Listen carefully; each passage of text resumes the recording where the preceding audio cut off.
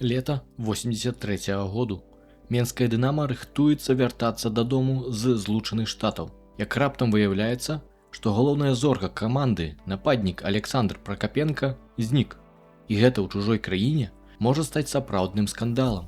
Асабліва ўлічваючы, што часам савецкія хакеісты, фігурысты і шахматісты сапраўды ўцякалі на захад. Вітаю, сябры! Вы на YouTube-канале Ферхі Тайм. І сёння я вам распавяду пра вандроўку Менскага Дынамо ў Злучаныя Штаты.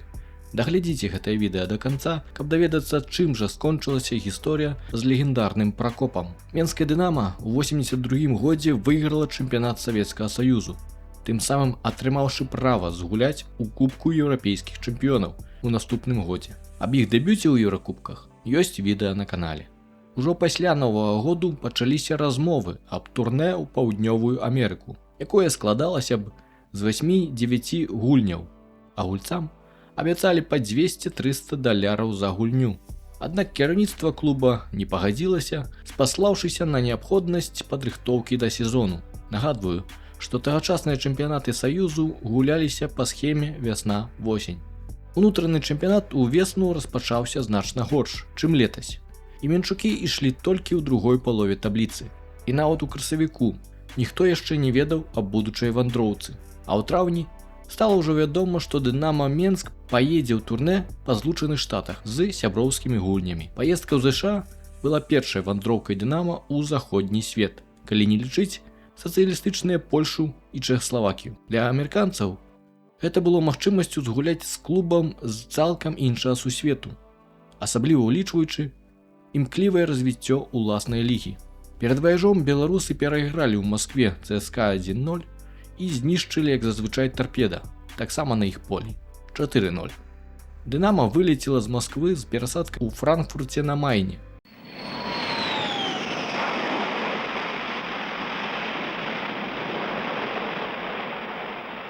Дабралася да Нью-Йорку,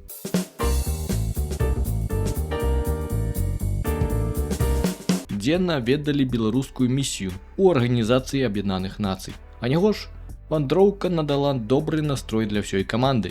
Пасля Нью-Йорку беларусы паляцелі ў Сан-Францыска, а ўжо адтуль дабіраліся ў суседні Сан-Хасе, дзе і мусілі згуляць першы матч. Апынуліся на месцы толькі ў 2 гадзіны ночы, а ўжо а 8 гадзіне раніцы каманда, паснедаўшы, адправілася на звычную ранішнюю трэніроўку на чале з Эдуардам Малафеевым. Як успаміналі гульцы пазней, пасля таго, як выйшлі на нейкую пляцоўку ды пачалі размахваць рукамі і размінацца, да іх раптам падбег нейкі мужчына з венікам і пачаў лямантаваць. Праз перакладчыка даведаліся, што, выяўляецца, трэнавацца выйшлі на прыватную тэрыторыю гэта амерыканца. Але за выключэннем гэтага выпадку іншых праблем з трэніроўкамі не было. Палі былі файнымі і менчукі былі вельмі задаволены умовамі. Хіба што разметка была зазвычай для амерыканскага футболу. Першая гульня адбылася 15 траўня супраць каманды Землятрус у Сан-Хасе, што заняла перадапошняе месца ў сваім дывізіёне у папярэднім сезоне. Менскае Дынамо выйшла на поле ў наступным складзе: Юрый Курбыка, Віктор Шышкін, Юрый Курненін, Юрый Трухан, Ігор Бялоў, Александр Пракапенка, Олег Алексіенка, Юрый Пудышаў, Пётр Васілеўскі, Ігор Гурыновіч і Георгій Кандраціў. Гульня праходзіла ў спакойным ключы, дынамаўцы не рваліся наперад, хоць часам вазілі ўсё ж амерыканцаў. На 11-й хвіліне пасля заблакаванага дальняга удару капітана Юрыя Пудышава мяч адскочыў да Пракапенка. Бабруйчанін аддаў яго на дальні кут штрафной, дзе Пётр Васілеўскі з лініі штрафной не пакінуў шанцаў амерыканскаму брамніку. 1-0. Сан-Хасе адказаў праз 13 хвілін, спакойна правёўшы атаку, і англічанін Інгрэм расстраляў Курбыка з цэнтра штрафной. 1-1. За 5 хвілін да канца закід на дальнюю штангу прыняў той жа Пракапенка, спакойна накруціў абаронцу і аддаў Гурыновічу. Мінчук вывеў наперад Дынамо. 2-1. Праз гадзіну гульні паляк Тэрлецкі пасля працяглай атакі амерыканскай каманды прабіў Курбыка ў бліжні кут. 2-2. Польскі футбаліст быў адметнай фігурай у польскім футболе. Неаднаразова спрабаваў стварыць прафсаюз футбалістаў на сваёй радзіме. Арганізоўваў сустрэчу гульцоў зборнай у Рыме з папам рымскім Янам Паўлам II, што быў таксама палякам. Браў удзел у руху салідарнасці, пасля чаго быў выключаны з зборнай Польшчы і пераехаў у ЗША, дзе знайшоў сябе, на радзіму вярнуўся толькі 86-м. На 76-й мінуце беларусы прапусцілі хуткую контратаку, і іншы ўцякач, серб Славіша Жунгул, пакараў Дынама за нягегласць. Землятрус выйшаў наперад 3-2. Югаслаўскі футбаліст таксама ўцёк у Злучаныя Штаты, бо атрымліваў шмат прапаноў ад амерыканскіх каманд. Аднак, каб трансфер адбыўся, гулец мусіў адслужыць у войску, але Славіша туды ісці не хацеў і пад нагодай скласці кампанію ў вандроўцы сваёй дзяўчыне, спявачцы Моні Ковачыч, з'ехаў у Штаты, дзе і застаўся гуляць. І наўрад ці ён пашкадаваў. Але ўжо праз 2 хвіліны раз'ятраныя дынамаўцы зраўнялі рахунак. Пракоп да 2 пасаў дадаў яшчэ і гол і не даў стацца землятрусу, за якім назірала амаль 12 000 чалавек. Пасля першай гульні мусіла адбыцца вечарына. Да каманды прыехала шмат землякоў з беларускай дыяспары. Аб ёй нават пісалі ў газетах. Аднак галоўны трэнер Малафеев, вырашыўшы, што святкаваць нічыю будзе зашмат гонару, яе скасаваў. І людзі паехалі назад, так і не пабачыўшыся з мінчукамі. Аднак адзін літоўскі вайсковы марак знайшоў і запрасіў да сябе Людаса Румбузіса, што меў літоўскія карані. Людас на свой страх і рызыку пайшоў да яго. Літовец яго добра прыняў, і яны шмат гутарлі і добра правялі час. Вядома, завіталі беларусы і ў амерыканскія супермаркеты, якія іх прыемна ўразілі. Пудышаў накупіў да хаты жавальнай гумкі, прыдбаў 4 музычныя пласцінкі і, вядома ж, трохі бутэлек галоўнага амерыканскага напою – Кока-колы. Агулам усе футбалісты ў Штатах выпілі яе столькі, і так яна была ўсім даспадобы, што запомнілі на ўсё жыццё. Абмежавання ў плане пакупак не было, акрамя таго, што забаранялі глядзець і купляць парнаграфію. Наступная гульня адбылася ў Дэтройце, на стадыёне амерыканскага футбола, як і першая гульня ў Сан-Хасе скончылася ў нічыю. Акрамя таго, матч у значнай ступені сапсаваў настрой арганізатарам. На 40-тысячны стадыён прыйшло толькі 5 000 заўзятараў, бо ў той жа час адбывалася важная гульня ў амерыканскім футболе, таму на гульню прыйшлі пераважна прадстаўнікі дыяспары. Заўзятары часта выкрыквалі і правакацыйныя воклікі з трыбун, звяртаючыся да Малафеева.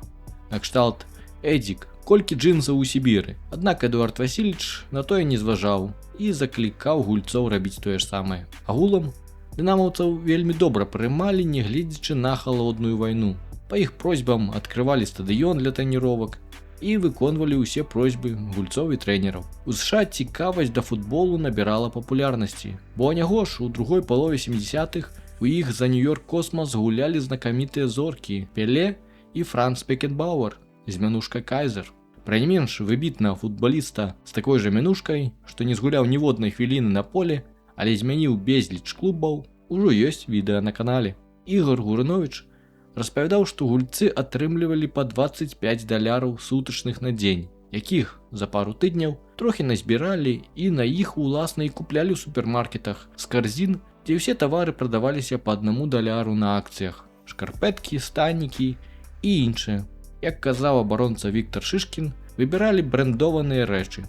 У Дэтройце футбалісты завіталі ў музей Генры Форда, дзе ўбачылі лімузін Джона Кеннеді, крэсла Авраама Лінкальна, у якім ён быў забіты, лабараторыю Томаса Эдысона, роварную краму братоў Райт, ды іншыя рэчы, што прасоўвалі наш свет наперад. Наступны футбольны, калі яго можна так назваць, матч стаўся на закрытым хакейным катку ў Канзас-Сіці перад 17 000 гледачоў.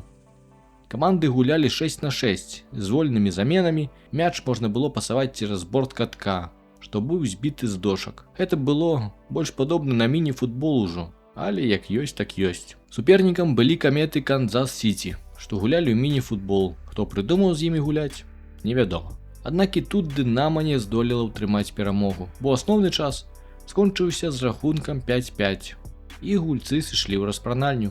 У беларусаў забівалі Гурыновіч, Кандрацеў, Сокал і Пракапенка, што зрабіў дубль.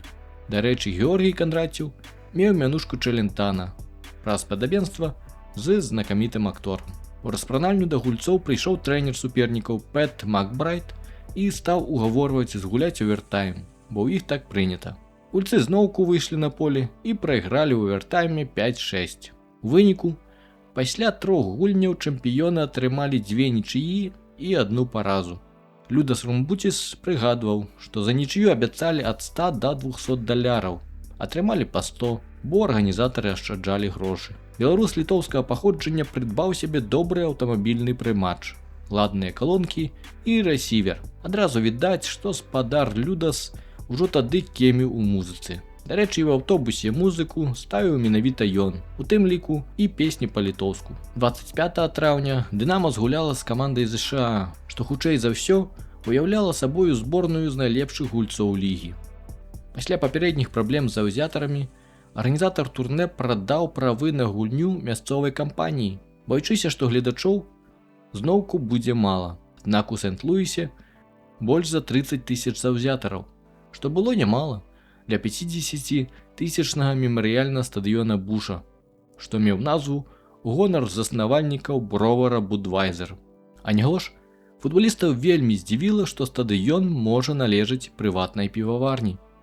У Сент-Луісе менчукі паглядзелі на горад з знакамітай аглядальнай пляцоўкі брама захаду. Глядзелі высока, ды бачылі далёка, хоць і сваёй перамогі адтуль не было відаць.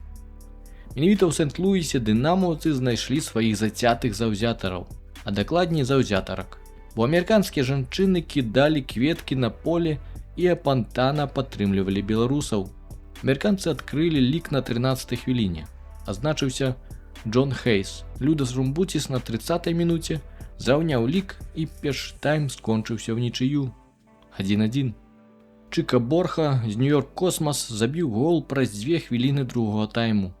Аднак Віктор Сокол забіў з пенальці за 3 хвіліны да канца матча. Нічыя 2-2.